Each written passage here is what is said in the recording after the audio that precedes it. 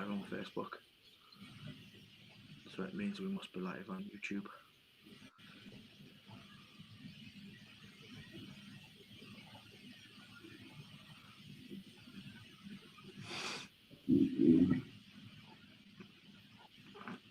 Fucking hell, that's disappeared. What's disappeared? Live, we are live. It's just disappeared off my fucking feed. Right, here we are. Got it. Live on both. Sweet. And good evening and welcome to episode 82 of Endless Banter. It's me, Big Tom, and the real, not that Slim Shady, Mr. Paul Harrison. Good evening, sir. How are you? Not too bad, not too bad. Yourself? Good. Yeah, not bad, thank you. Getting there. Just wait for everybody to come in on the chat. If you can like and share, would really appreciate that. So, Paul, what have you had for tea? What are you drinking? What are you vaping? And how's your week been? And I know you've been super busy. Yeah, busy. Just that, mate, busy. We had our daughter's 14th birthday on Monday. We had a lazy weekend, to be fair. I don't think we've done anything the weekend. I left the house once to go and pick Chanel up. She went out with the pals for her birthday on Saturday. Apart from that, mate, I parked my car up Friday. Went and picked Chanel up on Saturday because her mum's friends dropped her there earlier on in the day. And I didn't move again until Monday morning. But work-wise, I've been busy. For tea, I had the Uber Eats KFC. I am drinking some Pepsi Max and a massive mug of tea, just to give that mug sort of some context. Till next show. What did you have from KFC? Come on, tell us what do you get when you go to? If I was buying a meal, I quite like just a standard fillet meal. But we just got a bonus box and then some chicken on the bone and just had a pick, really. You didn't used to like chicken on the bone, though, did you? No, that was when I was like a white boy. That was when I first got before you started sucking the marrow off it. Tasha's mum's for dinner. We had chicken and rice. And she's like, pour your dinners in there, and I went in, and everyone went out. Just me and Tasha in the kitchen. I was like, you take my chicken off the bone for us, please. I didn't know what the fuck to do with it. And I was like, what the fuck, man? What, they got all the bones in there for the tramps? Fucking hell. No, it all comes on the bone. Get on the marrow. So we've got a few things to go over this week, a bit of news, and then we're going to have a general chit-chat, a bit of a catch-up. So I don't know if you saw this newspaper article, Paul. It said vaping while driving can land you with a fine of up to £5,000, which is driving without due care and attention. And it also stated your insurance could be void if you crash due to vape. Well, obviously vaping way. Do you think? Because I saw a story I would say probably 6 to 8 months ago, and it was a geezer on Facebook. Can't remember his name. Apologise if he does watch this back, but I remember him getting 3 points and a £100 fine for vaping in his car. And he said, I've got 3 points and I've got £100 fine for vaping. And everyone were like, fucking hell, it's ridiculous. Him not telling anybody that he was chucking the biggest, dirtiest fucking clouds with his windows fucking up and not vaping properly. Do you think that's a good thing? I think it's a good thing. What people need to understand is this law hasn't been implemented because of vaping. It's a law that's been there for a long time, and it's to stop wankers driving like wankers. Simple as that. And you can get 3 points and £100 fine for eating an apple at the steering wheel. Yeah. They haven't brought that in just because there's been an influx of people eating apples. There's not a law against vaping while you're driving. There's a law against driving without due care and attention. You can get charged for driving without due care and attention using a Bluetooth device. It's perfectly legal. Because if they consider the phone call that you're taking through a Bluetooth headset to be distracting from your ability to drive on the road, therefore you're driving without due care and attention, the same applies. So for everyone that shared it, and then people that have commented on it saying, fucking disgraceful, this is fucking Philip Morris's fault, this is, man, it's fucking big tobacco. Big tobacco's just trying to fuck over the vapor. Actually, if you're that much of a twat that you drive your car with the windows up, with a mech, blowing clouds, hotboxing your own car with fucking vape, you're a prick anyway. Whether you get stopped by the police or not, I'm telling you that you're a prick. So the same as if you're driving to work with a mobile phone in one hand and a bowl of cornflakes on your lap, eating it with your other hand, driving with your knees, you're a prick. So it's nothing to do. It's nothing to do with vape. It's literally to do with driving without due care and attention. Matthew Weston, I thought that that only was a fineable if you're blowing clouds and you can't clearly see. Yeah, it's due care and attention. So if they class as you, even if you was to have your window down and they can see you blatantly blowing mass amounts of cloud and it's going out the window, it's still going to be classed as driving without due care and attention because you're drawing attention to yourself in the first place as it is. So using a sub-tank and stuff like that, I understand. Using a mech, I understand. But make sure you've got plenty of your windows down enough, you've got plenty of area going around the car. Make sure you're not being able to be stopped by seeing. Because all they're going to do is just pick on it. They're going to go, right, everyone that vapes now, we're just going to pick on them. You know what I mean? And if you can see a vaping, you'll see you drove along in your car with the windows up and set off a smoke bomb inside the car for a joke, driving down the road, and you got done for due care and attention, you go, yeah, I was a bit of a dickhead. It's no different if you sat in your car vaping like a prick on a sub-home device with your windows done up. And that said, even with mouth to lung, the vape stays more buoyant in the air than what smoke used to. Yeah. So you can. I'm not suggesting you can hotbox your car with mouth to lung, but you could have a fucking. I mean, sometimes I'll rip this 5 or 6 times back to back. Mm. So if you're in the car with the windows up and no heating on, so there's nothing blowing around, it's just common sense. I hate the fact that people just go, oh yeah, this is just victimisation against vapors. It's not. They're literally trying to take off the road. You're right. You're 100% right on that one. I feel like us as vapors, and I've said this numerous of times, I feel like we're very protected over vaping as it's like our baby, and we don't like people attacking it. But realistically, you can get pulled over if you have your windows up, you're in a fag, and you decide it'd be a great idea to hotbox a car with a fag. So you're going to get the same punishment because it's not illegal to drive while smoking. It's not illegal. It's not illegal to do that, and it's not illegal to drive while vaping. But being a dickhead is 100% illegal because you've got to be concentrating. And I feel like us as vapors, we go too hard on it and we give the press too much. Do you know what I mean? We kind of like, fuck you, you're victimizing us as vapors, leave us alone kind of thing. But we're doing it ourselves because they're not just bringing in these rules for fucking no. Somebody's obviously done this. I can remember about a long time ago, like probably 6 or 7 years ago, and at a time where there wasn't really no studies to back up our claims of 95% safer, etc., and people still was going, yeah, well, it's safer than cigarettes and rare, and they shouldn't put this in the paper. And I can remember putting a post up in probably in UK Vape Trade, something like, which was a big old page at the time, saying, we don't know. We don't know that this is safer than cigarettes. We all assume it is.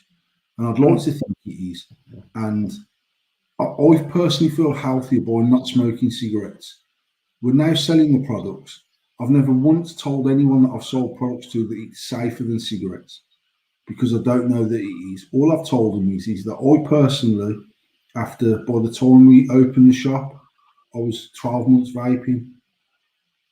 Sorry, in fact, I learned it was more than that because I'd started vaping the year before, then I started selling, then we opened the shop the year after that. So, but even when we were selling off Facebook, I used to say, look, to people, oh, is this tested? And I used to say, to be fair, there's no long-term studies done on it. All I can tell you is I used to smoke 60 cigarettes a day. I haven't smoked for 15 months, 16 months, wherever it was. I feel a lot healthier and I'm saving a huge amount of money compared to buying my cigarettes. So even if cigarettes and vape kills you at the same rate or not, then when you die, you'll have more money in the bank. That's one thing I can guarantee you. Unless you start, and I didn't realise at that point that sub-homing was going to take over the world, and I was going to start spending £1,000 on fucking stupid mods and stuff like that.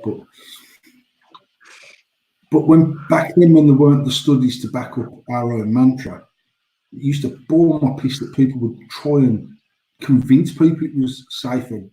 But you can't not. Now we've got some knowledge. Now we've got some numbers. We've got the right people doing the right studies. That's obviously counteracted by a lot of big tobacco-esque companies discrediting the industry. I shared that post yesterday, and a few people commented, including Rick, saying, "Do you not think this is coincidence that they're using an IQOS?" I honestly don't think that advert yesterday was about advertising IQOS. Personally, I don't. Anyway, that's my personal thoughts on it. I think when you've got the likes of IQOS being such a big company because it's backed by Philip Morris, it's just a brand. It'd be like having a Juul on there. Depending on who's writing the article, they might just associate vaping with Juul because it's such a prominent brand within the industry, certainly from an American point of view. But I just think that people are too quick to start saying, "Oh, this is only happening because it's vaping." It's not. I mean, the driving one is literally about not being a prick when you're driving the car. Yeah, 100%. 100%. So the next one is it's a little bit about the states. So the CDC, Centers of Disease Control, now have admitted fully that vaping nicotine had nothing to do with any of the deaths and all the incidents in the states. The reason I'm reporting this, Paul, is it too little, too late? Mate, it's not too little anything. They've done what they had to do. They've done what they wanted to do. They're not stupid. They knew at the time. It weren't down to vaping nicotine. They've created enough shitstorms to do what they've had to do. And now they have to try and recredit it because you've got the likes of Philip Morris invested heavily in the industry, and I just think it was done for a reason. I don't think anyone put that information out there thinking it was correct at the time. Yeah. I think they're absolute cunts and they manufactured the situation. Yeah.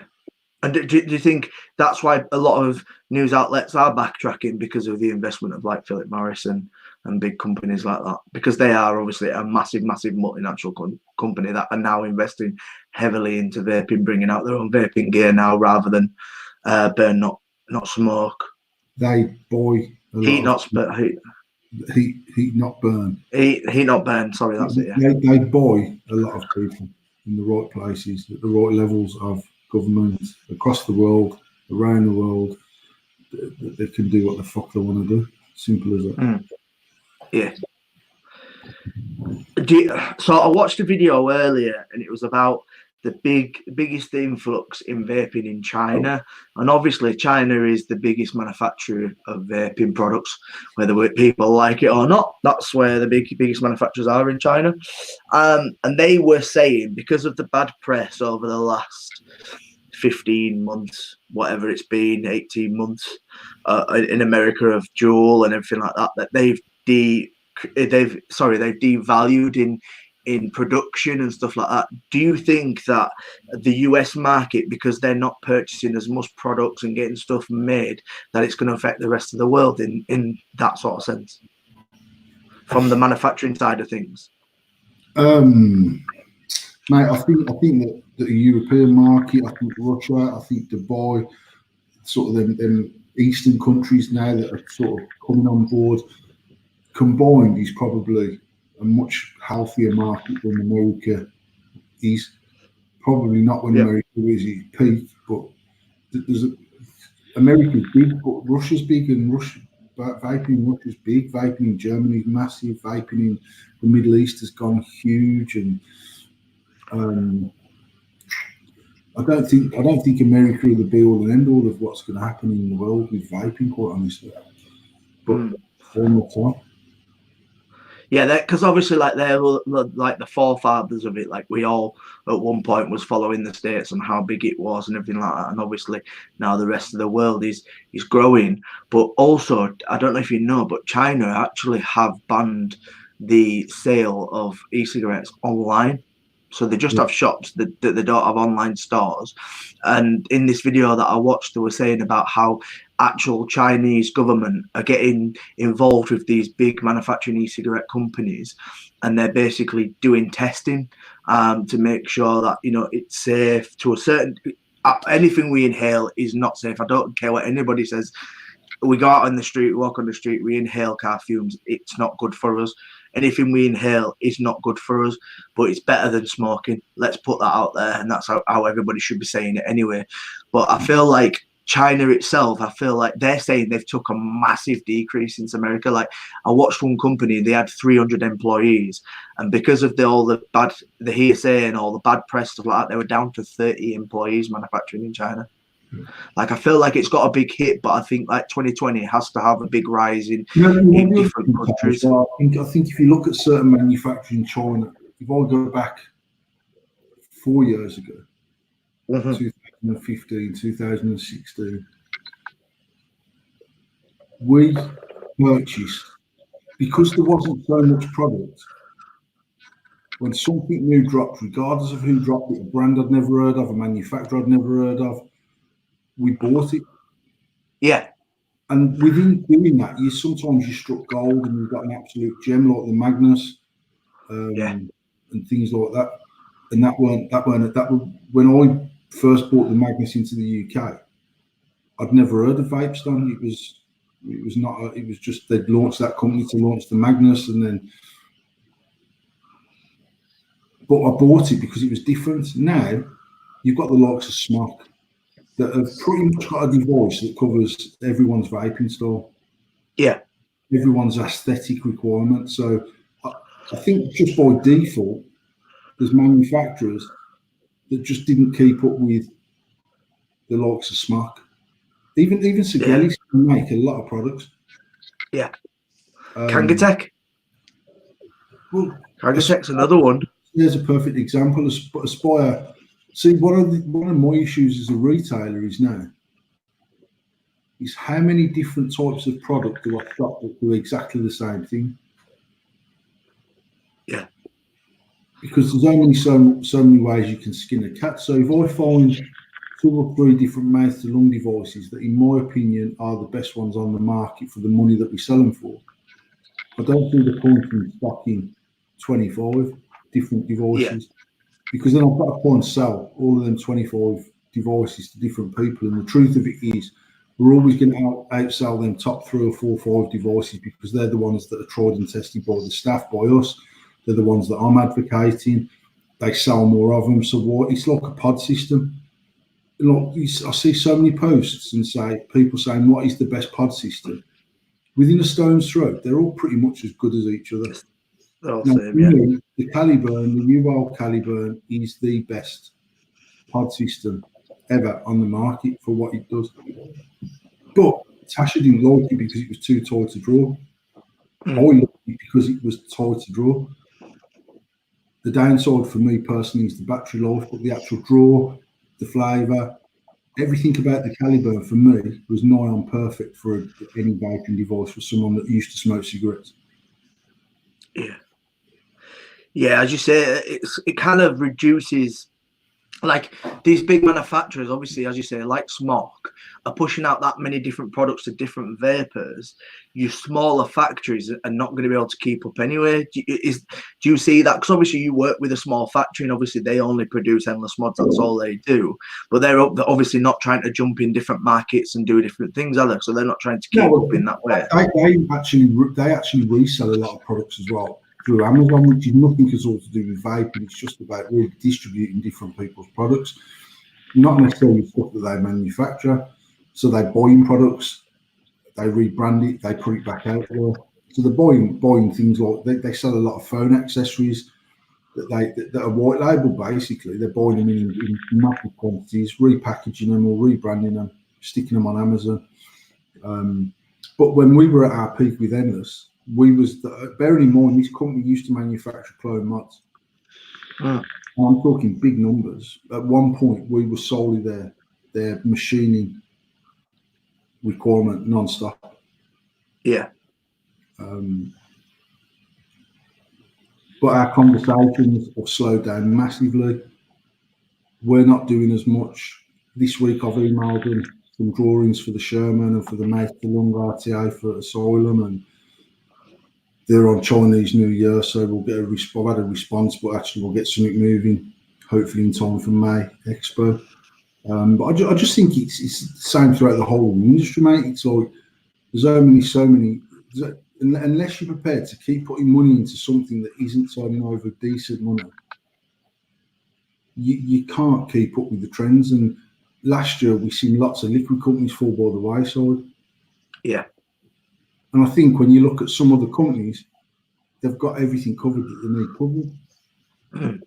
They've got a mental range, they've got a dessert range, they've got a colada range, they've got a sour range, they've got this range, they've got that range, the other range, this flavour, fruits, fucking drinks. They've got it all sort of on lock. So then if you're a liquid company just making a drink flavour, it's difficult to keep up with everyone else. Yeah. So I think. Do you think that's going to whittle the market down, though, Paul? Do you think that's going to whittle the market down to certain manufacturers then? So, like, I'm not going to say the words of removing shit. I'm just going to say, do you think it's going to whittle down people that are not willing to invest and worrying maybe in for a quick buck or whatever? Or do you think it's going to whittle the market down in size? 100%. 100%. And I think if you look at, for me, when Faz started IVG, and we used to buy it off him in 10 mils, through 10 mils, and that was sort of TPD compliant.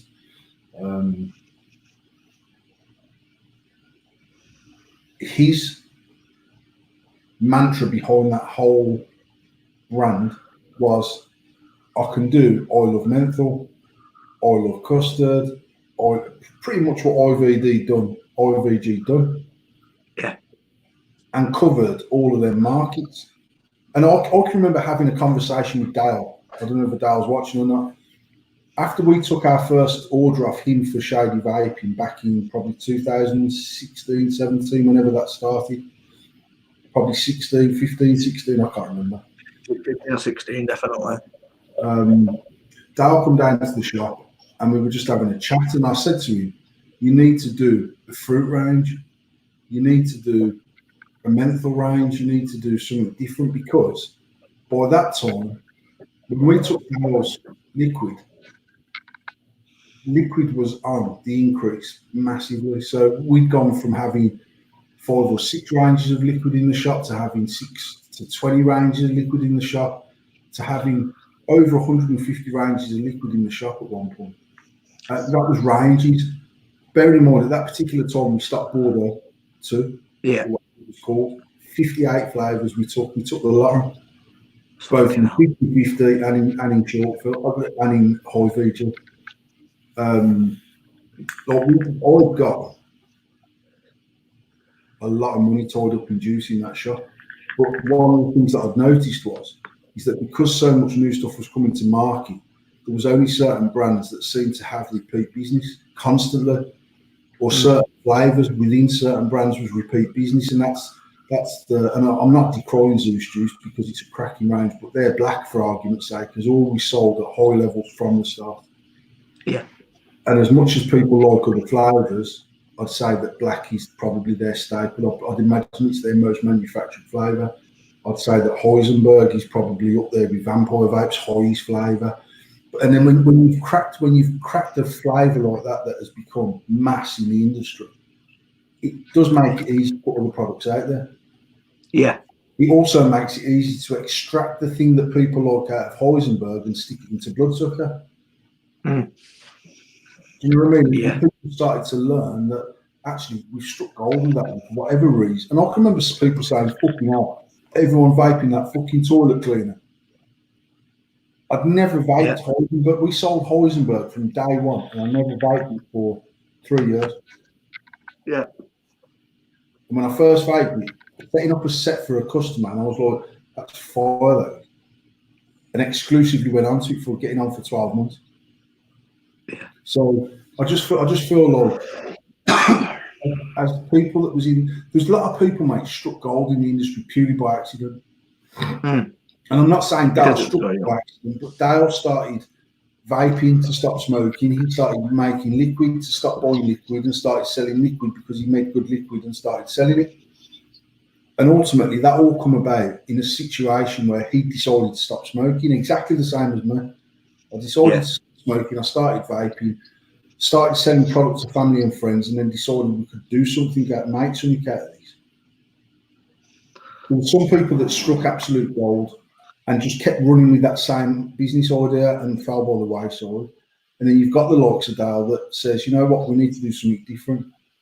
So we've got the original dessert, custard, butterscotch custard, all them original flavours, the key lime cookie or whatever it was, key lime pie and all them. Yeah.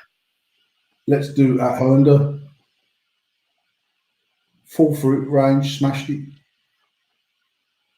And then he split out some of the original flavours into separate brands. So the Gaffer range became the custard, home slice, cheesecake, etc. Yeah. There was lots of companies that didn't do that very well. And I think when good, solid manufacturers have started to capture the taste buds of the nation without sounding corner, they know certain fruit flavours sell, they know that certain sour flavours sell, they know that certain menthol flavours sell, they know that certain colada flavours sell. They've just started wrapping it up under their brand. Yeah. And because the brand is tried and tested, it carries more weight than someone who's making fantastic juice at the house or in a clean room. Yeah. I had a conversation with a friend on Tuesday night, maybe.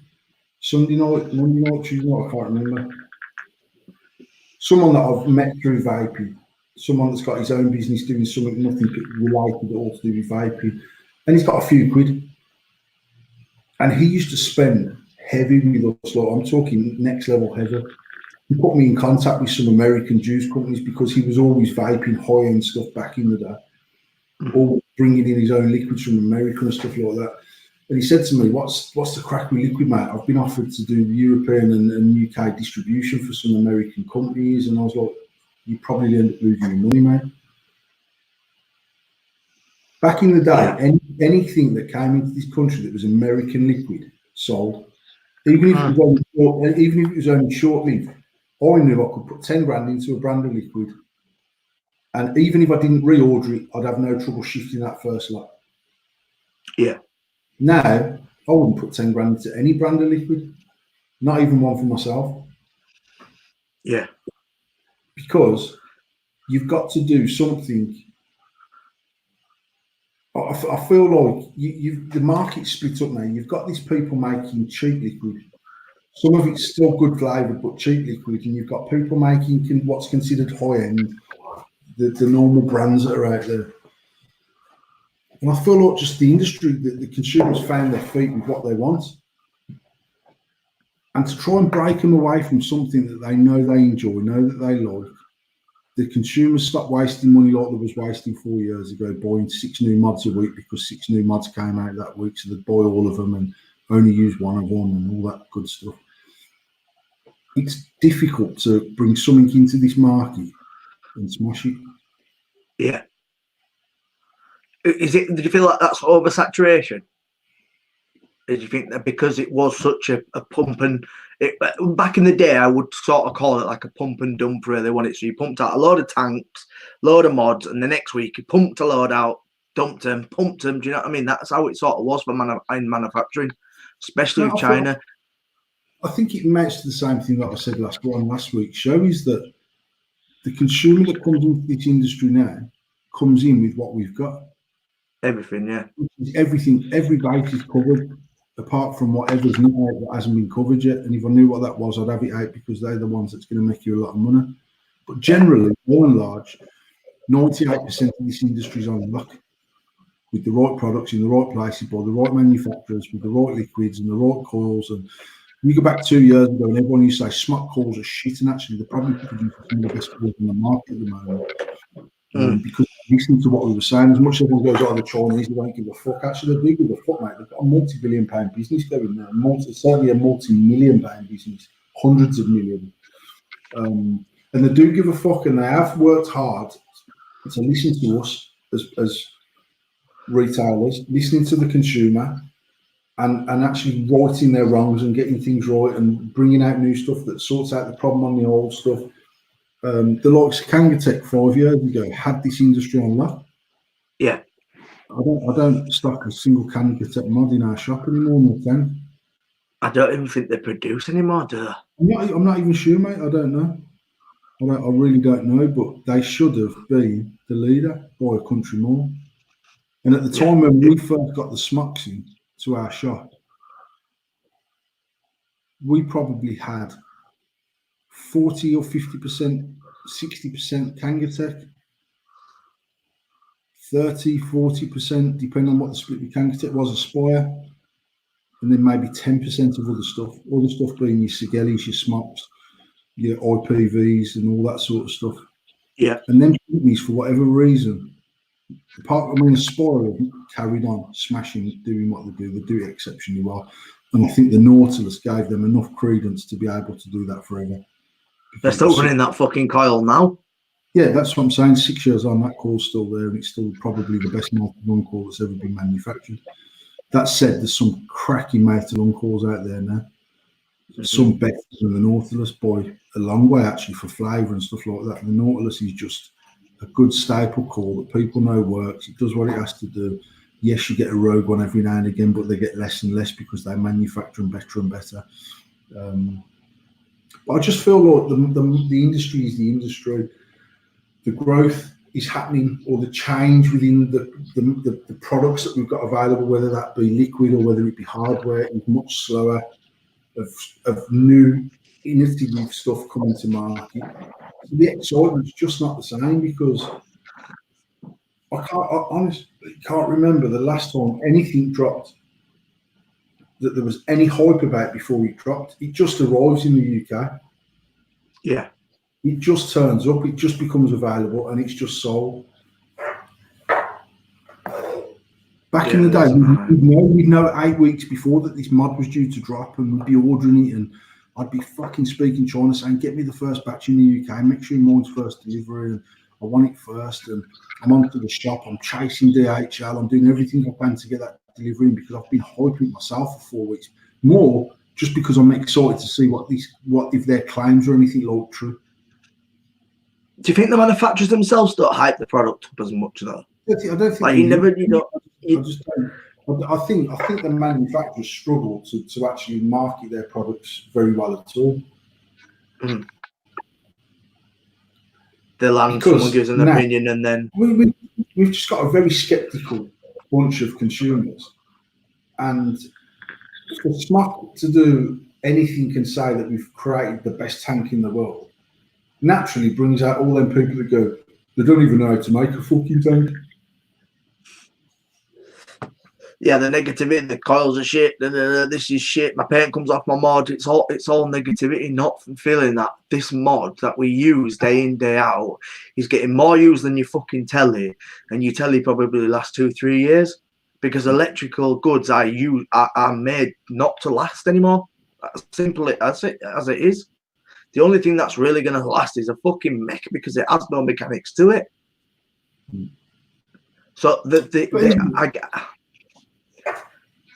it's just a tough one. It really is a tough one. That it's a good industry in the fact that there's growth, but the growth is very much shadowed by other things. Yeah, there's obviously. So the thing is that we was in this from the start. We went through. Certainly, I went from not being able to sell nothing more than what we had available in our shop. We had everything that was literally available on the market. To putting hundreds of thousands of pounds of our money into stock, because the stock grew that quickly, the range grew that quickly, and the excitement of saying, "Fucking hell, they've done a fucking 80-watt mod, a 100-watt mod, a 120, a 140, a 150. Fuck me, there's a 200-watt mod out there." All them things were exciting because they weren't the norm. Mm.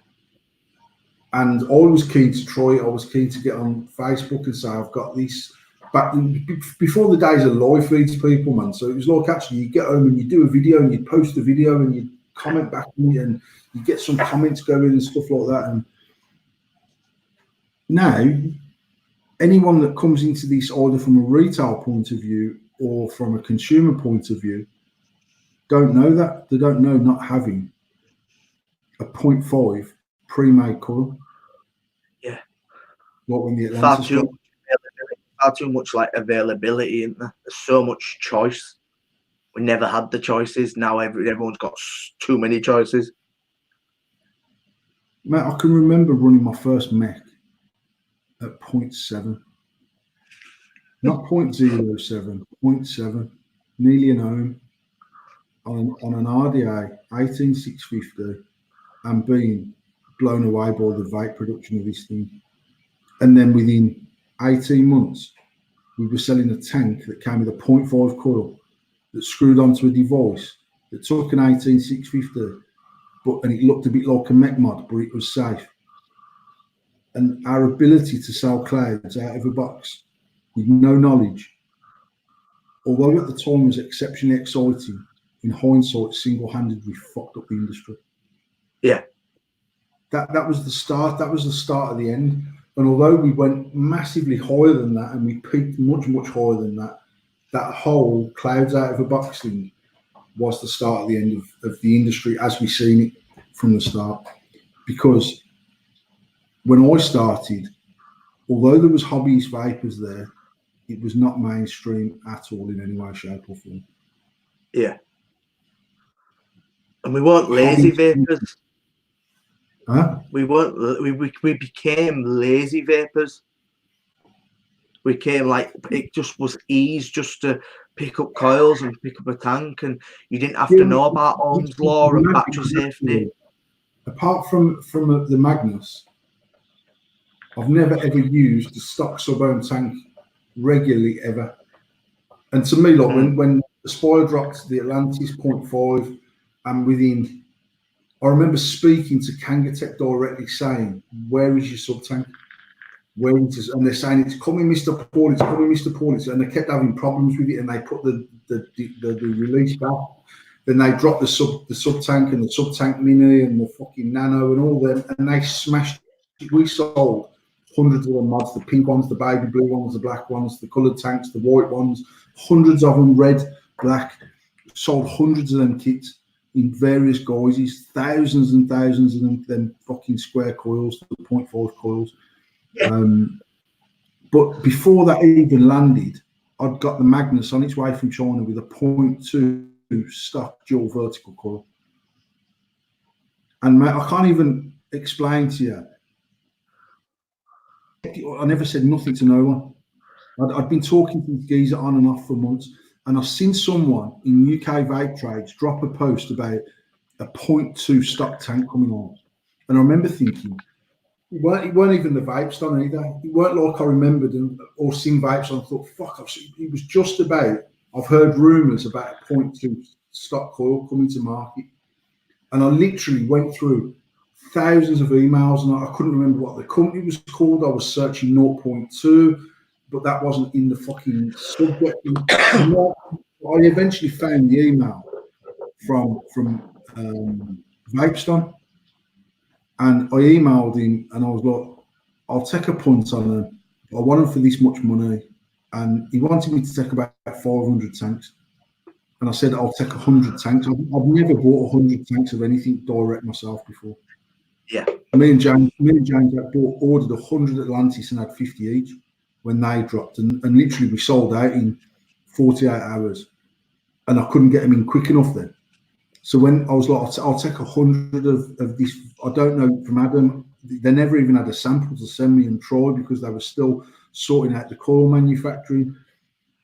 And I can remember seeing this post, and I got in touch with Vapeston, and I agreed a deal with them. I agreed 100 tanks, and it's the only thing we ever done a pre-order on at that time. And I pretty much sold out of the 100 on pre-order without me even ever having held this tank in my hand. Fucking hell. And I emailed him back, and I says, "I need another 250 tanks." And he's like, "Yep." Then I was never UK distributing for him, but as far as I know, we had the first 500 tanks that came into the UK.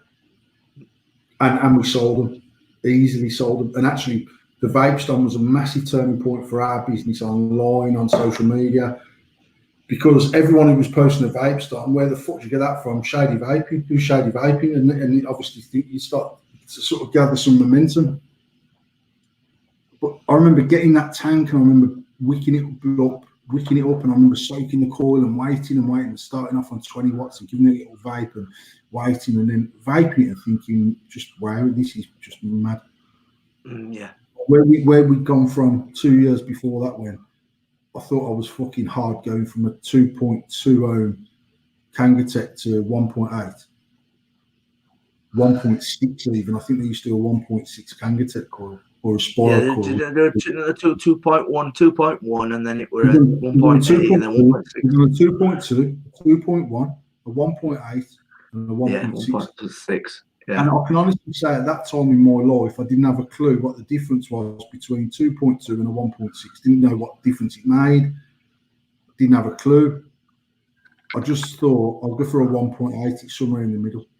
I don't need to stock all these range. I want to try and make it easier for the customer. So I don't want to give them all these choices. I've been using a 1.8. It works well. It vapes well. It works with an Ego 4.2 volt battery. Fine. We don't need to stock all these different variants. So at one point in our shop, we had Kangatech coils, single and dual.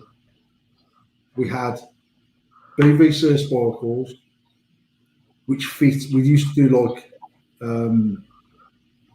even like the Kangatech, like the Kangatech Mini that I used for fucking ages.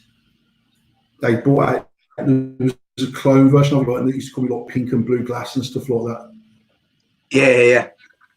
So we sold hundreds of them clone tanks. I didn't even really realise it was a clone at the time. I just thought it was a different brand of tank. We didn't sell it as a Kangatech Mini. It was branded as just as like a.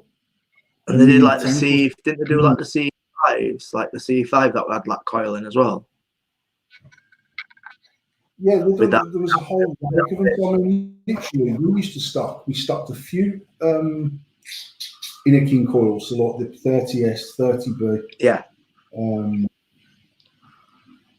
And whichever one that they had, which was like the ribbons, because the 30B was a dual bottom fed. Yeah, it was the one that was like the one that was like the CE4 coil, but with no fucking rags on, looked like a little Rastafarian. yeah. And then the 30S, which was the tube, which is like what's in the new products to this day. We stocked Kangatech single and dual. We stocked BVC Nautilus, and at one point that was the extent of our coil range. And then the Atlantis come out with the bigger coil, the 0.5. The Magnus took the same size coil. Did it take the actual Aspire coil though? Yeah, you could put the Aspire coil in the Magnus, but you couldn't put the Magnus coil in the Aspire because Magnus threaded around the outside of the tank and the Aspire still threaded down the centre of the coil. Yeah. You could do it one way and not the other, but one way and not the other. So I think you could put the Aspire coil into the Magnus, but you couldn't put a Magnus 0.2 into an Atlantis. Then obviously that was then coil started growing because then Kangatech dropped, then OBS started dropping tanks, and we had like the actual sub-ohm tanks just started coming out of our arses, and then we ended up with 200 different variants of coil. Yeah, it's crazy. It was just fucking madness. even like the Smock Baby Beast that sells like fucking 12, 13, 14 coils, different fucking coil heads. That's when it got Smock, crazy. When I would say that Smock probably have 80 variants of coil. Fucking hell. And to be fair, as retailers, we don't stock them all because I don't need to. Our staff and our customers tell us which ones they prefer. They're the ones that we stock. Then you've got the likes of James Brewer as a distributor, has to stock a certain amount of them because he's got to make them available to his customers, the retailers who's buying off him wholesale. So then the money that starts getting tied up in the business was doubling, tripling, quadrupling, fucking just getting bigger and bigger and bigger. before you had a chance to sell products and recover some money, the actual stock available was growing and growing and growing and growing. And for way over 18 months of our first opening that shop, I don't think I took a single penny out of the business. We literally just every week we were putting it straight back into new stock, and all we've done was grew our stock, grew our stock, grew our stock, grew our stock, grew our stock. Yeah. And then you got to a point where you literally you can't stock everything. You can I think nobody can stock everything. It's impossible. Yeah, but to be honest, I mean, I'd say we stocked 85% of any product available up until the point where I felt like that whole hype that the consumer put on this industry themselves had started to die down. And actually, we started bringing mods in that in the past would have sold out that night or within a few days. And people, for the first time ever, people started saying, "Oh, I don't even need a new mod, man. I only bought one 2 weeks ago." Yeah. And very quickly, I was like, you know what? Their spending styles changed, the way that they're spending on vape changed. But that also happened at the same time where mech became massive. Yeah. I feel like if as a retailer, if you went out and actually stocked every single product you could get your hand on, I feel like it'd be way too much. Yeah. I feel like even the consumer wouldn't even be able to deal with that much product because there is that much product on the market. Yeah, and what we've tried to do is cherry pick what we think is the best product for the best money. I feel like that's the way it should be done. No, mate, everyone's got their own business model. There's some shops out there that still doing what we were doing 4 years ago and stocking everything and anything that's available to make sure that they absolutely cater to everyone's needs. One thing we've always done is make sure that we've looked after the mid to long market as far as liquids are concerned, as product coils are concerned, so they're not going back to cigarettes. I'm less inclined to worry about running out of a certain flavour of sub-ohm liquid. And if we do, I'll order some when we next put an order in. Back in the day, I'd be on the phone to someone and I might order 100 bottles of one flavour just because it makes shipping sense. Yeah. And I'll be like, we've got them on, just send me 100 bottles of that one. That'll do. And I'll just sit on it. I'll sit on it for a couple of weeks, 3 weeks, 4 weeks, knowing that we were going to shift that product anyway in a fairly short amount of time. So, I feel there's more of a trust in brands now, isn't there? You're very, as much as a retailer and a consumer, there's very much trust. If you trust in a brand, you tend to see people stick with it a hell of a lot, whether it's the retailer or the consumer. I feel like people stick with a certain brand because they have trust in it. Because there is that much out there, that once you pick a brand and you trust in the brand, people seem to stick with that brand. Yeah. Probably more so back in the day, but a lot more now. Yeah, I think absolutely. I think, see, back in the day, I don't feel like anyone had a specific brand to stick with. If we like a brand loyalty, yeah. If we bought 12 new flavours in this week, people that used high VG liquid would try them 12 flavours this week. They'd buy 12 bottles of liquid. Yeah. Now they come in and they're asking for. Like, I can probably count on both of my hands the amount of brands that have always had and probably will always continue to have longevity in this industry. That don't actually, in some cases, don't cover all avenues, but they just do what they do exceptionally well. They brand themselves exceptionally well. They carry the brand exceptionally well. They work hard to keep pushing the brand. And then there's other people that have got every single avenue covered. And I don't stock a single one of their liquids in the shop because I don't know what they're about, or I don't know what they do, or I don't like how they conduct themselves. But back in the day, I'd have took it either way. I'd have just had it because I wanted it in the shop because someone else would have had it in their shop. So now I'm a little bit picky and choosing what we're stocking in the shop as well. Here's a question then for you. This one's a bit of a wild one. Do you ever see vaping being taxed as luxury items? Could we see a point in vaping where they turn around and say, we're going to tax it as a luxury item? Could we see that come in? Because we're not taxed as that as a product at the moment, or we're not taxing so much as we're obviously taxed, but do you think they would turn around in a few years or when they bring the new TPD2 in or whatever and say, literally, this is a luxurious product, we're going to tax you now for it? Do you think that's ever going to come in, whether it comes in the States, whether it comes in the UK? Do you feel like that's an option that would ever happen? Mate, once once big tobacco have got more control on the mouth-to-lung market, then I believe that they will tax the product differently. Whether it be taxed as a luxury item, I don't know, but I think it'd be taxed differently. It'd be more expensive to vape now than what it is now. But I try genuinely not to just. I'm not thinking about it because I'm trying to be blinkered. I'm just trying to do what we're doing while we can do it, and I'll change when I have to change and do things differently when they have to be done differently. It's just the same thing that I've said repeatedly, really, all the time. I try not to stress about what might be because I stress my head off about TPD, and in hindsight, it weren't a bad thing for us.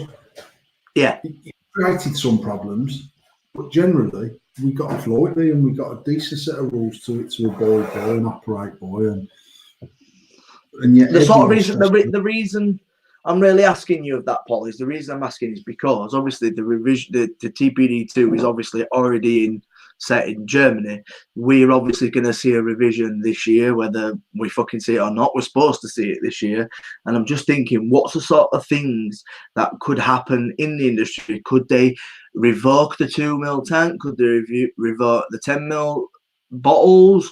You know, is there things out there that we could see this year? Sort of, it's just us guessing or giving maybe just our opinion what we see the government maybe doing as the TPD is currently in place. But I'm trying to gather in my head what we could feel would be the next stage in the TPD2. Like, would we see revoking?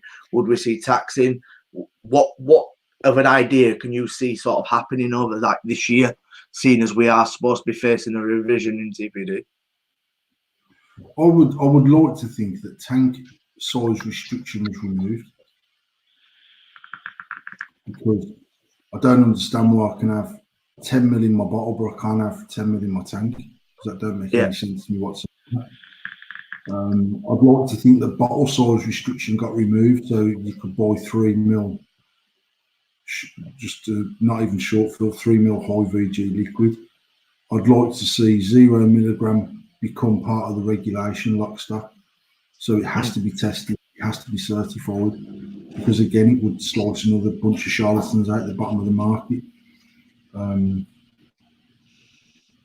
It's mad things for me. I'll never understand in a million years why the tank had to be certified and yet the coil that goes in there didn't.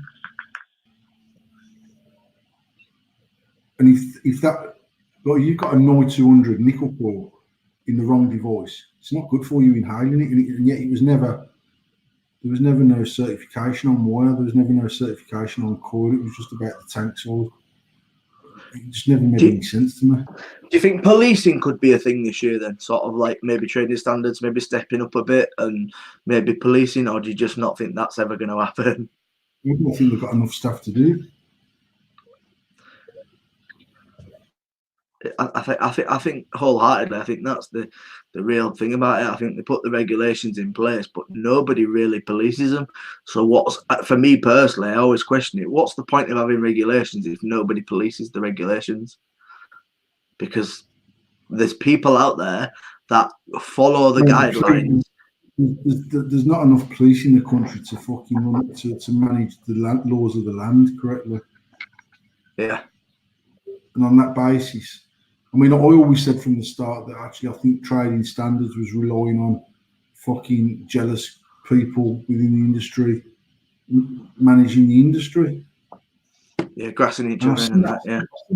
I've seen reputable companies that I dealt with, that I bought off, that had good, strong branded businesses fall by the wayside because I honestly believe they concentrated that hard on what other people were doing. They took their eye off the ball on what they were doing themselves. Oh. Now, but that upset that someone was selling something that weren't TPD compliant. So if you're not, don't stress yourself about it. What you're worrying for? Why are you putting a silly post about it? Why are you trying to discredit other people just because you've chose to run your business a certain way? Even the night before, I never get that. Even that Friday when we all got an email to say, "Fucking hell, is RDA or isn't RDA part of this?" Yeah. And I remember literally having a conversation with James Burr, And he was like, "What are you going to do, bro?" And I says, "I'm going to sell my RDAs, mate. I believe that I can stand in court and argue that the TPD does not say we can't sell them." I said, and James said to me, "Look, the way I look at it is, if I'd have been in a room all day today with no internet access, I wouldn't have even seen this post. So Yeah. tomorrow morning, I'd have been selling as normal." Yeah. I made a conscious decision, and I put a post out saying we will continue to sell RDAs. That was at about 11 o'clock on the Friday. Bearing in mind, I was doing live feeds down the shop until 10 o'clock. You were still in the no, you were still in the shop till 12. He was till 12. It was probably whatever it was something mad. And obviously during that day, it had dropped about this RDA thing. I'd been getting inbox message after inbox message. I've seen people selling RDAs for fucking £5 trying to clear them out off the shelves. And then I'd message off other people saying, "Just sell them from under the counter." And I said, "Listen, I'll put them in the cabinets. They're on sale. I've got nothing to hide. If trading standards come in the shop and they're under the cabinet like some fucking drug, I've already fucked myself before I've started. I believe that we can sell them under TPD. I don't believe that they're excluded under TPD. Therefore, they'll be in the cabinets on display, readily available for the customers. And if trading standards come in, I'll have to cross that bridge when it happens." Other people, "Oh, you can't do it." Good, look, you worry about your shit, man. Don't worry about what I'm doing. Then the snide posts start getting posted, having little sneaky snide digs about the people that are breaking the law. And I'm just a bit like, and them people, mate, I'm not even going to name them, but within 12 months, I run with them in this industry. They were done. Shut the shops. Done. And used to be reputable businesses. But they got that tied up and that ate up in what other people were doing. I honestly believe they just lost sight of what they were doing themselves. Do you feel like the TPD itself, as the outlook of as a vendor you are yourself, do you feel like there is certain companies that follow the TPD, buy the book, buy everything that's said, and then there's companies that don't? Do you feel like there's any point where there's going to be that feud where people are literally running as we're told, and then people just don't give two fucks? Will the crackdown ever come? I think that's the case now. Anyway, there's so many people that are selling liquids that haven't got any certification with them whatsoever, and they should have. It's like nicotine. You can still get hold of nicotine. The main point of it is we want. Yeah, absolutely, you can buy it on fucking eBay, for God's sakes. But I believe that I could drop a 10ml range of nicotine liquid, 6, 12, and 18 next week, and just tell everyone that it's TPD compliant, and more than 65% of vendors in the UK buy it without even checking or asking. Yeah. And to be honest, I've been offered liquids in the last 3 years where you're half balls deep into buying them before you even say, "Hang on a minute, where's the TPD registration form?" "I know it's coming, bro. Yeah, we'll stick your liquids up your ass, man. I'm not interested." Yeah, I feel like you've got, as you've said numerous of times, you've got to stick to the lane. As a wholesaler of product now that we buy, I assume that the reputable companies that we're buying off are selling bona fide product, TPD compliant. Obviously, back in the early days when the regulation changed, China was stuck with a huge amount of stock that was non-TPD compliant, which was fine for anywhere outside of Europe. Yeah. And we used to order 95% of anything in the shop direct from China, most cases direct from the manufacturers. Yeah. And they'd still try and stuff you with non-TPD stuff. Coming with wrong stickers or no stickers, and No stickers, no tank. Yeah. And then they say, "Oh, sorry, Mr. Paul, we send you wrong product. We'd knock off $3. Stick them up your ass, mate. I don't want it. Not interested."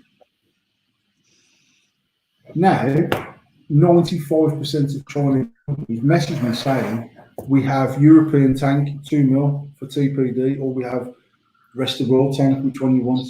They know the score. They know that they can't fuck us over anymore. They don't try and palm me off with shit. But truth be told, when I get offered a product from China that says it's TPD compliant and it's got an EC number on the side of the box and all that good stuff that you're supposed to have I ever checked the registration to see whether it's on there or not? Have a fuck? There's a lot of products on there that are released and are on the list, but are on the list to be approved. I just assume that it's all okay. And I think most people would assume that someone who's a manufacturer that saying to you, this is registered under TPD, we've got our EC number, it's ROHS tested, you assume that they're telling the truth. Could just be a sticker on a box for all I know. The question is, does the consumer really care? That's the biggest question. I don't think the consumer cares as such. I don't think the consumer gives a shiny shit, quite honestly. I care from an insurance point of view. I care from a business point of view. I care from a reputation point of view that we are doing things as well as we can do them. And I can honestly say I've never sold non-TPD stock knowingly.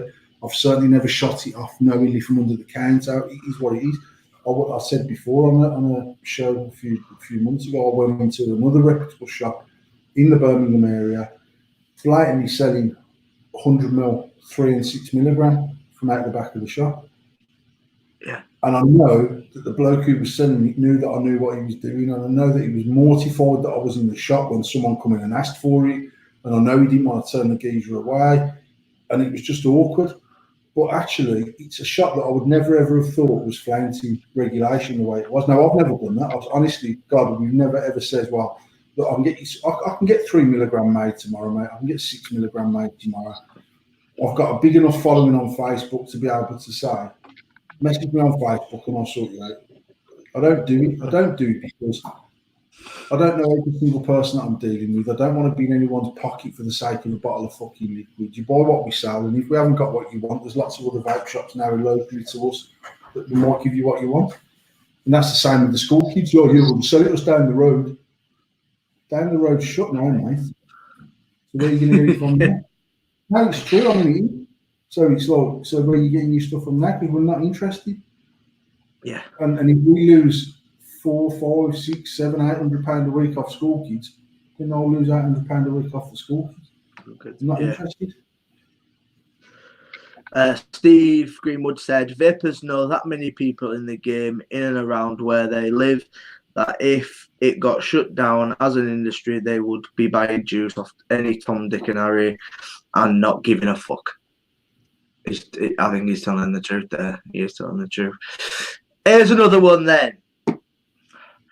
Should doctors and medical professionals be giving advice out on vaping, whether it's positive or negative advice? If they know what they're talking about, absolutely. If they don't know, that's like asking, should a mechanic be giving people medicals to see whether they've got fucking prostate cancer? No, I mean, literally, being a medical professional doesn't mean that you're versed in every single subject. And I think it's the same as me sitting on here tonight saying, actually, vaping's 95% safer than cigarettes. I only know that because some cunt told me. Yeah. I don't ever tell anyone anything that I don't know is fact. And if I know it's not fact, I'll make that very clear. And I think if you're a medical professional that knows, that has worked on, that has been involved in studies that suggest that vaping is safer than cigarettes, but these are potential drawbacks of vaping, it should be common knowledge, mate. I never ever wanted to be in a situation where we were selling product that was worse than what it was, and I knew it was worse than what it was, but I chose not to tell anyone because it was making us some money. Yeah. Because the truth of it is, tobacco has thrived, and they blatantly brought on their box, it kills you. Yeah. Yeah. And it still sells millions of pounds worth of tobacco a day, worldwide sales. So to not be honest, at the risk of losing a potential customer, I feel like the hardcore vapers are locked into this now anyway. They feel like it's a better alternative than smoking tobacco. And if the downsides are only a fraction of the downsides of smoking, they'd stick with it anyway. So I'd be an arsehole not to just be honest and say, there's a new study out that says over a 30-year period, you could get a disease that you would get within 3 years of smoking tobacco. Mm-hmm. But it's 30 years away, and that's been proven that it wouldn't happen before that time under normal circumstances, or whatever it might be, I don't know. I'd sooner be honest, and like I says, even right at the very start when people used to say, is he killing me? I say, I don't know. If I said that it weren't, I'd be lying to you, but it'll save you money, and you'll feel healthier. That all I know is I feel healthier, therefore I have to assume you will feel healthier. I used to spend over £650 a month on cigarettes. I'm currently spending less than £100 a month on vape products. I'm £400 a month better off. Job's a good one. Yeah. Do you think it's more of an opinion rather than facts when it comes to like doctors and nurses and stuff? Because as I said, I've got maternity nurses that come into my shop and buy vape products for themselves. I've got customers that come into my shop in Yardley that the woman on the maternity ward sent to us, even though she shouldn't. I've got a woman that works in the get off tobacco clinic at the NHS hospital who vapes, who's not allowed to advocate vaping per se, because what they're trying to do is rid any inhalation product into your body. And now come to our shop and say, oh, the woman from the non-smoking clinic told me to come down because it's better than smoking tobacco. So you've got them people that she's not medically trained to say definitely vaping is cleaner than smoking. She's only got the same knowledge as me, but there's other people within the health organisations that are medically trained, that were involved in, have knowledge of, have seen results from various tests that say vaping is safer. And they should be advocating that. I've been to some GPs, my own GPs, I've been to some of them, and when they say, do you smoke? And I say, no, but I vape. They say, bloody hell, that's much, much better than smoking. I've had others that say, well, you can't really say you're not smoking if you're vaping. I have the fucking same argument with them every time that I go. And you've got others that go, you shouldn't vape, it's just as bad as smoking. Yeah. So you've got three different opinions from the same doctors. Is it whether who's taking the opinion on? Like, if you're going to say it to 80-year-olds. You've got some doctors that vape. So they're going to say to you, yeah, I vape myself, mate. It's actually, I feel better than smoking. I've seen Public Health England's reports say it's 95% healthier than cigarettes. If you're sticking with vaping, it's better than smoking, but if you didn't have to do anything, that would be my recommendation. You've got the other doctor that's never smoked a cigarette in his life. He was probably interfered with by his granddad. And he's just got a hang up about life generally. So his opinion is you never ever do anything that you shouldn't do. So actually, if you're vaping and you're smoking, they're both as bad as one another. So I've got you getting no credit points off me just because you're vaping and not smoking. So that's the same in everything. Though you've got people that claim the keto diet's the best diet in the world versus someone saying Slimming World's the best diet in the world, claiming someone Weight Watchers is the best diet in the world. That's just life. Everyone's got different opinions of it. Love it. Right, so I've got a final question, and this is just a bit of a random one, and it's opinions on mesh RDAs. You being a manufacturer of your standard coil wire used RDAs, do you see any difference in mesh, an improvement in mesh? Have you used mesh RDAs? What's this whole influx of mesh RDAs? Do you see it being a thing, or is it just another fad? I think, for me personally, I think the flavour of a mesh RDA is normally good, but that depends what you're vaping. I feel like a mesh coiled RDA will bring out the flavour in very specific flavours and kill it in other different custards. I wouldn't use a mesh RDA for a custard, but for a fruit, I'd definitely use mesh RDA. I wouldn't use mesh RDA on a menthol liquid, but I'd probably use a mesh RDA on a cool hardy liquid. So they've got a place in the industry, and I think I mean, mesh came in and fucking fell by the wayside again a couple of years ago, but that was right in the middle of this boom of sub-ohm vaping. And I think now, if you think that pods came in 3 years ago and fell on their arse because they introduced them into the industry at the wrong time, and then 18 months later they brought them back in and slowly but surely they just became the be-all and end-all of vaping. I think that's the same in mesh RDAs. I think when they came in the first time around 2.5 years ago, they were ahead of their time because people were just obsessed with clouds, flavour, denseness, blowing. And now I think people that are vaping regularly on rebuildable devices have refined themselves a little bit more. Flavour chasers. I think that's a massive thing. I just think cloud. There was lots of people, mate, that sat at home cloud chasing on their own, just literally blowing fucking big old clouds. Might post a video every now and again, but they do 0.07 and all that good stuff. I think now people are a bit more inclined to say, actually, I want the flavour off that's fucking fire. I'm not getting as much vape. It's not as dense fucking vape. It's not as much vape, but the flavour is next level. And even if they're using that, and then they pick up their 007 to do their video because they're sponsored, so they've got to do the big cloud video and go, yeah, look at this, mate. This is only chucking this hard because it's the best mod in the world, not because it's running 007 on a 21700, which any mod will pretty much produce the same sort of vape. They have to do what they've got to do to sell the products that they're trying to endorse.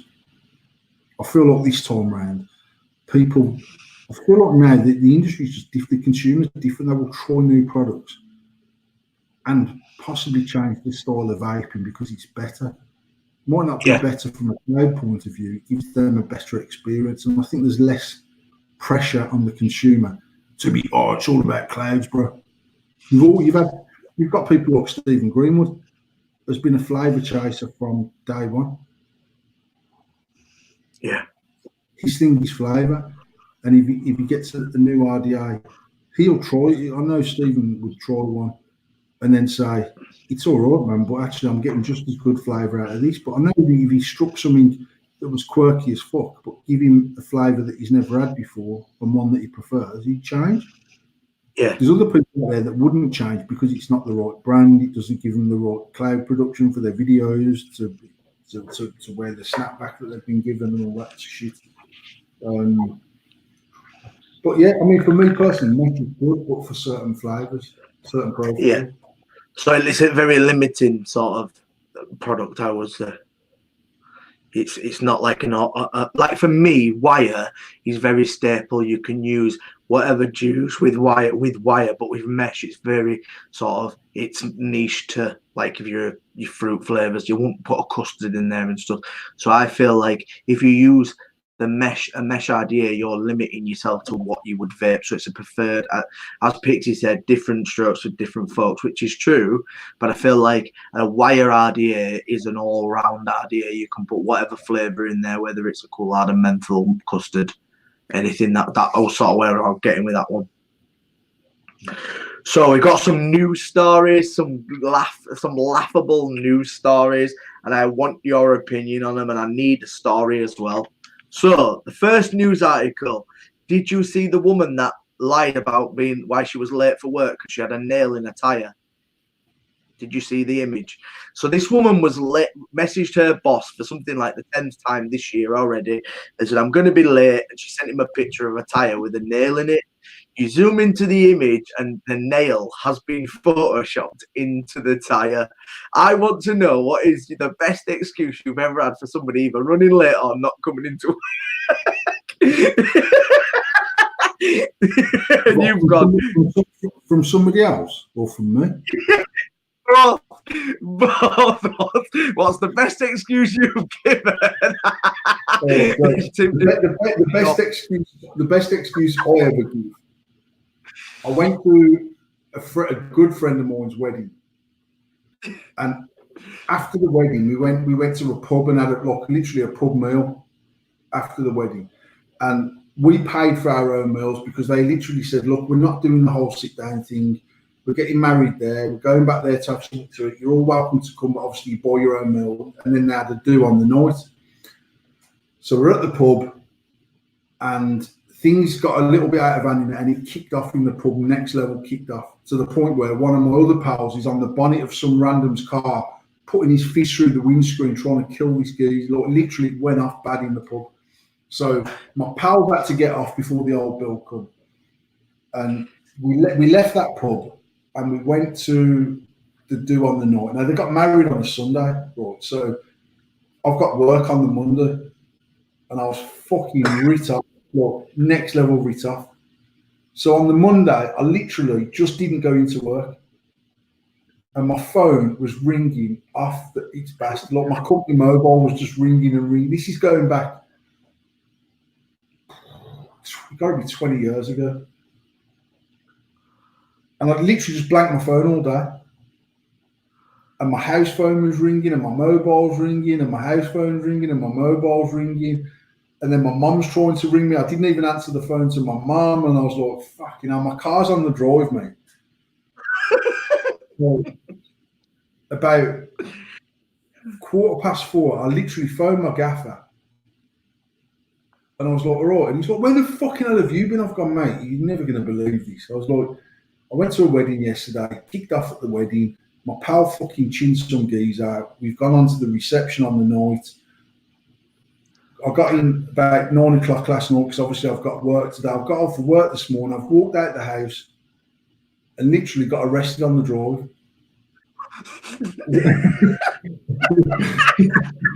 That's it. So I've been locked up all day. My phone's obviously, they've got my phone with all my belongings. I've literally just come out of the police station now. And he was like, well, why did they arrest you? I said, because when I left the pub, they've got my car on the CCTV. They obviously searched the registration, found out where I lived.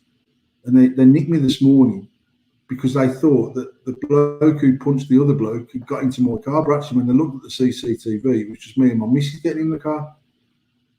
And he was like, it took fucking 8 hours to fucking sort that out. And I was like, no, mate, it's fucking long, man. I was like, and you got away with it? Yeah. What fucking legend. Legend. Mikhail's been out driving all day. And what's the best excuse anyone's ever given you? I had the funniest one was, but this was like, this wasn't even like, so he phones up and he's like, all right, mate, I'm not going to be in today. And I was like, why? And he says, I've come out of my flat with my bike on my shoulder and I've tripped up down the fucking stairs with my bike. Like, he'd sort of got his bike on his shoulder running down the fucking stairs, tripped up, gamboled down the stairs, stood up at the bottom, fucking fell down the next flight. And I'm fucking black and blue and rare. And I was like, all right, mate. And I put the phone down. I was like, what a lying cunt, man. Look, you can't just fall down 2 floors. So he phoned me up about 3 o'clock in the afternoon. He's like, I've been to the doctors. I've had some painkillers. I'll be back in tomorrow. And he come in the next day, black and blue, mate. And I swear, without his bike, he's like, my bike's fucked. So I've got to get some bits of my bike and whatever. And then on the Friday, he phoned me at home on my mobile about 8 o'clock on the night. And he was like, all right, Paul, I know you think I might be taking the piss because I weren't in Monday after I fell down the stairs, but I've ordered the parts for my bike and they don't come in till Monday.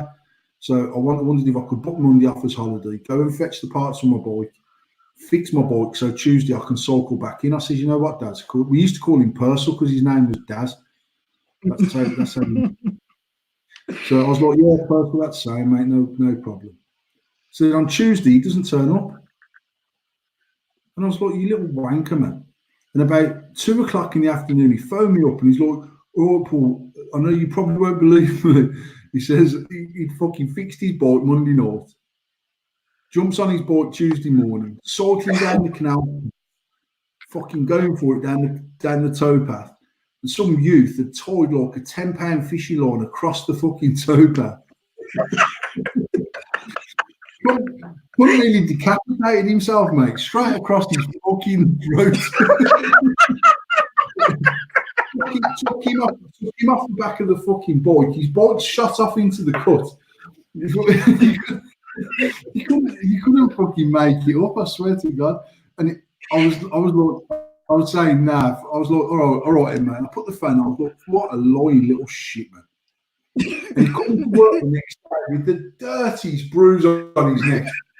Man, I swear. I had a game phone me up because his mum had died for the third time. Third time? The second time he come up with this excuse, I remember literally speaking to all the supervisors and that saying, has fucking Darren Cook, has he been off before because his mum's died? Because he phoned up today, said his mum's died, he ain't going to be in.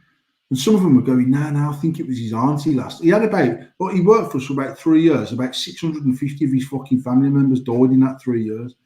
And I was saying, no, he's definitely had the fucking day off before, man, for his mum dying.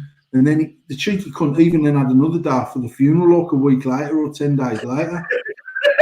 And I was asking everyone, and they were going, some were saying, I think he has, and others were saying, no, I think it was his auntie or his granddad or whatever.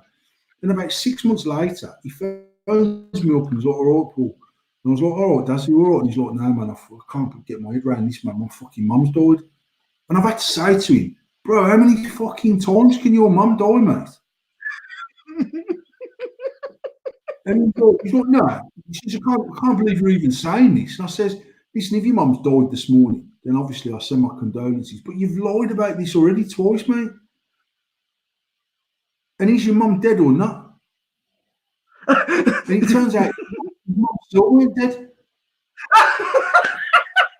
And I was like, that is like literally the most extreme lie you could ever have.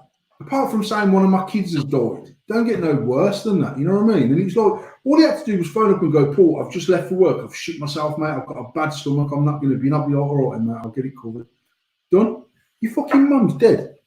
So he'd have like 3 or 4 days off grieving, then come back to work for 5 days, and he'd go, I need tomorrow off, mate, for our mum's funeral. I was like, what the fuck, mate? Mad geezer.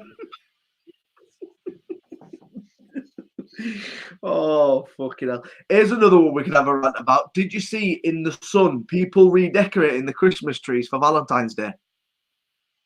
Wankers. People not wanting to take the Christmas trees down, so they're redecorating them for Valentine's Day. Apart from wankers, is that all you do? I haven't even seen that article. Right. I swear to God. Absolute fucking sausages. What are they going to do? Keep it up till April and put fucking Easter bunnies on the cunt? I swear to God, that was an article in the Sun. Here we go then. So there's another one. Kiwis on a pizza, yes or no? Kiwis are fucking I don't like kiwis. What's your opinion on pineapple on a pizza? Yes or no? Pineapple's fire on a pizza. Let's see the chat go ape shit now. You said pineapple on a pizza. It's the only way. Sometimes I can get one of my 5 a day, mate. Is a bit of pineapple on the pizza. So.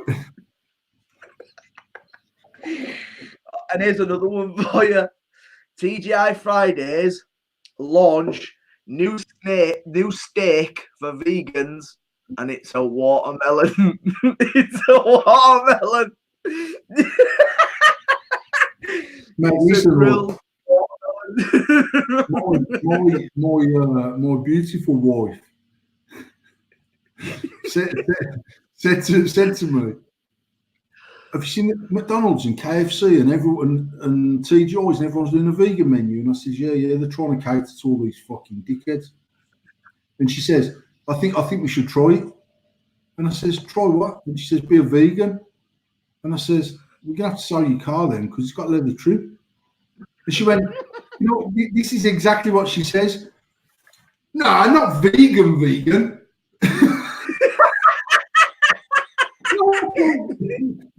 And I was like, so do you mean vegetarian? And she says, she went not vegan because like I don't think I could give up dairy products. I said, so you don't want to give up the leather because you'd have to fucking sack off half your handbags in your car and your shoes and some of your coats and your purse.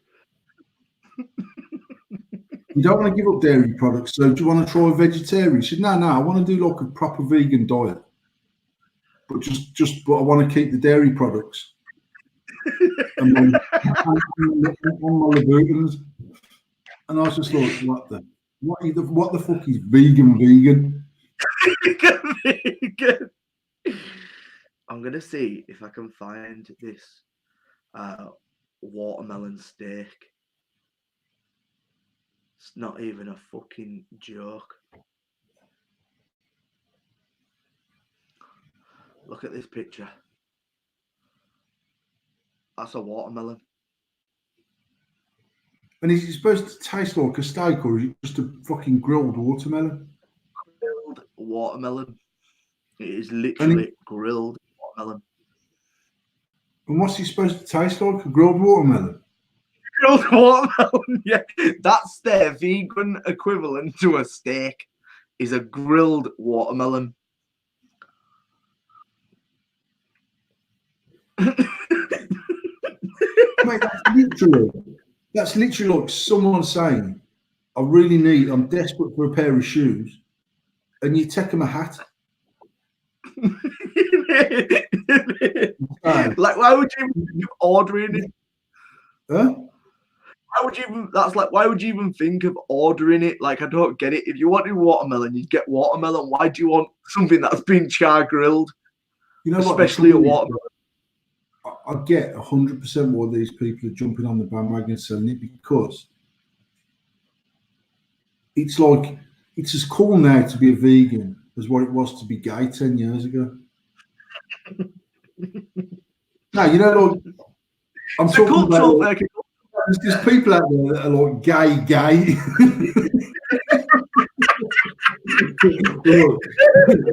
There's people out there that have, from a young age, have always wanted to play with another man's wheeler. Yeah. And the guy, there's people out there that, because their dad was a fucking geezer, and the dad says, if ever my son was gay, right, I'd make him lick a fanny. Right, they're the sort of kids that have said at 18, I'm gay. And they're not really gay. They cry after having a cock up and right, but they're doing it just to fucking proper piss their dad off. and because the gay scene is quite cool. Right, so now they've got a whole new range of friends. And I think, like, I believe that vegan has become the new I'm gay. It's like a cool, it's like, I don't think it's cool, but it's like a cool thing, isn't it? Now, you know what, mate? I genuinely, I've looked at some vegan products over the last few weeks. I'd never, ever be a vegan because I would not give up dairy products, because I just wouldn't. I couldn't, I don't think. And I'm not a big vegetable eater, so I couldn't really replace, I couldn't live on a vegan diet unless chocolate's vegan. And it's not, because it's got milk in it, so you're caught. So my ability to have a varied diet on a vegan diet is limited to fuck. Tasha will probably get on with it fairly okay, because she'll eat any vegetables, any fruit, she'll try different stuff. But I feel like I could try substitute meat. But to sort of, if I got in from work and she said, I've done this cracking vegan steak and it's just a fucking fried watermelon, I'd be saying, that's not a vegan steak, it's a fried watermelon. I'm just looking on Tesco, right, and they've got a Galaxy vegan caramel and sea salt chocolate bar, right? Yeah. And on the end of it, it says, allergy information may contain milk. Like, how the fuck can it be vegan? And it says, allergy may contain milk. Honestly, well, may contain milk. You know, like, that's what it says. On New Year, like KFC launched their vegan burger and McDonald's launched their vegan burger. And that article about KFC staff selling chicken burgers to the vegans just made me laugh, mate. I was just like, because I know them motherfuckers have drove home on their high horse ride because they're now vegan, saying that fucking burger was proper nice, man. Proper tasty like chicken, that did. And you know, some of them have gone, they've had two of the cunts and says, I'll have another one of them vegan burgers, please, mate. They're fucking fire there. Blatantly eating chicken. Madness. He's fucking daft, isn't it? I could not do vegan either. I could not do it. Right, so we're gonna read. He was putting there all about bacon, and I actually said to Tasha that I feel like we tried Linda McCartney's mince before, and actually when we were doing Slimming World, because it's completely fat free, the vegetarian option of that is it's literally corn or whatever it is, and it's just like it's not even. So I tried it, and we tried it in a spaghetti bolognese, and it was like it was edible if I'd just come out of jail and I'd not ate nothing for a long time. It was decent, but because I could have still had the other option, I'd happily rather have the other option. But if push comes to shove, I could probably eat corn chicken, I could probably eat corn mince. But then yesterday, Tasha found some bacon substitute that's vegan bacon. I'm like, you can't have vegan bacon, or I don't care what they do to it. I don't care how much it tastes like Frazzles. It's not fucking bacon. You can't like turkey bacon. Yeah, but that's bollocks, mate. It's like turkey ham on a pizza. The reason why they do that is to make it halal friendly, and I understand that. But just call it turkey. It's not turkey ham, it's turkey. All they've done is dyed the turkey pink to make it look like fucking ham. Dyed it.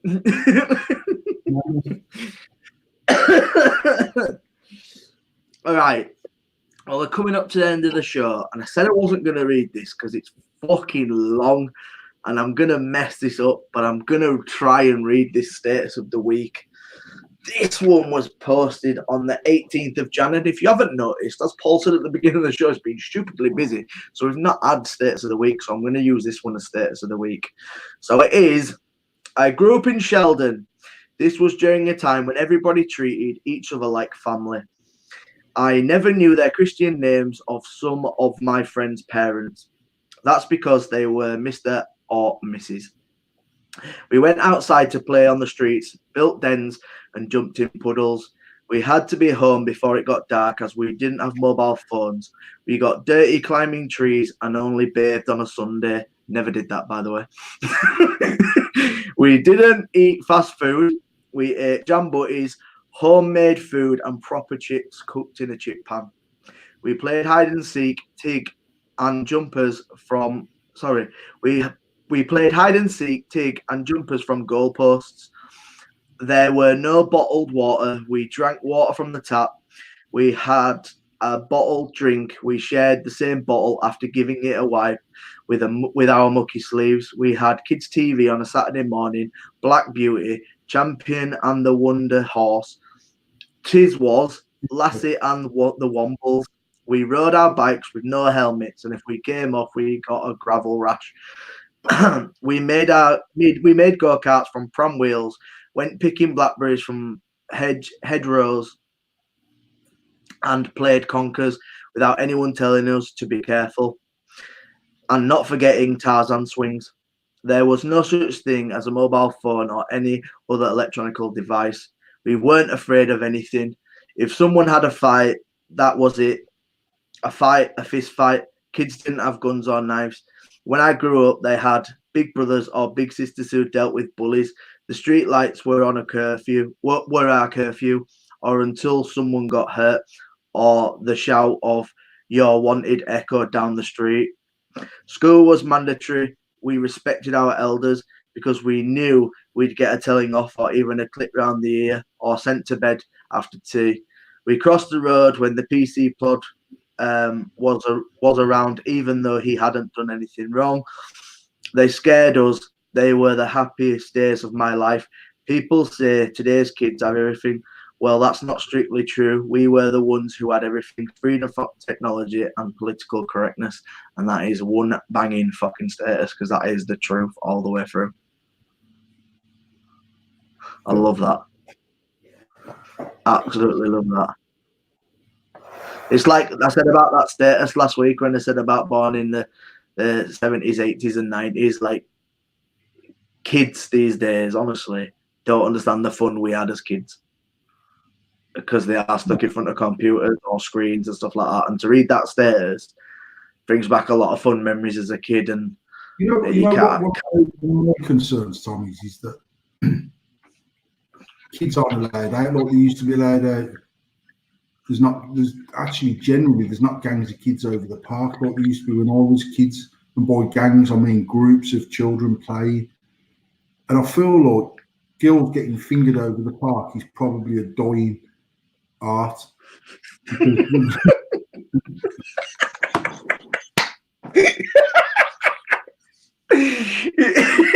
True. Kids are kids. Kids are kids. There can't be the same amount of kids walking home every night, giving it some of that. Or to the pals. No, your sister. I think in the short of it, yeah, that status is really reminiscent with me, because I honestly think kids are kids these days, and they don't have the fun that we used to have as kids. Like, there is no like playing out on the streets. There's no playing fucking Kirby. You know what I mean? Penny up the wall. You know, all that kind of stuff we played as kids and had the experience of kind of being. Yeah, we played Cut Up the Wall. No, we used to play Stone Up the Wall. We didn't have no game. We played Penny Up on the Wall, and then in high school it went to Quids Up the Wall. Quids Up the Wall. So you says you never bathed every Sunday. Did you used to bath every night? Every night. Every night. Fuck. Right. No, but listen to this. Listen. I was the fourth youngest of five. By the time I got into that bathwater, it was like getting into an Irish stew. The only time my oldest sister ever went last.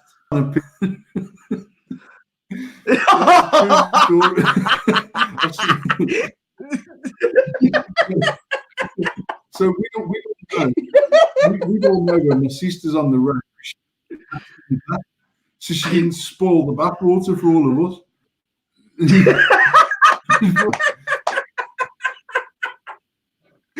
No, I remember getting a bath every night, but I remember sharing the bathwater. Like, you would not see that these days, like kids sharing the bathwater. That's like another thing. Like, water costs money, man. And I remember getting it bath and it'd be fucking clap cold, and you'd still have to get washed in the fucking thing. You know, the oil slick had started to draw a big fucking ring around the bath. And mate, we used to have like up until even after I left my mum and dad's, I was about 18 or 19 when I bought my first house. And I'm sure at that point my mum and dad still didn't have central heating in their house, because they weren't central heating in the houses from standard. But then my dad had central heating put in there. It was the first time that he got combination boiler for water. We had a hot water tank in the loft. So, well, we had an airing cupboard on the landing that had the hot water tank in it. But like, the bath would get run. Stephen would go in there first, fresh water, then Kerry, then Craig, then me, then Kate. That's how it was every Sunday. But sometimes, by the time I'd got in it, mate, it'd be like getting into someone's pond.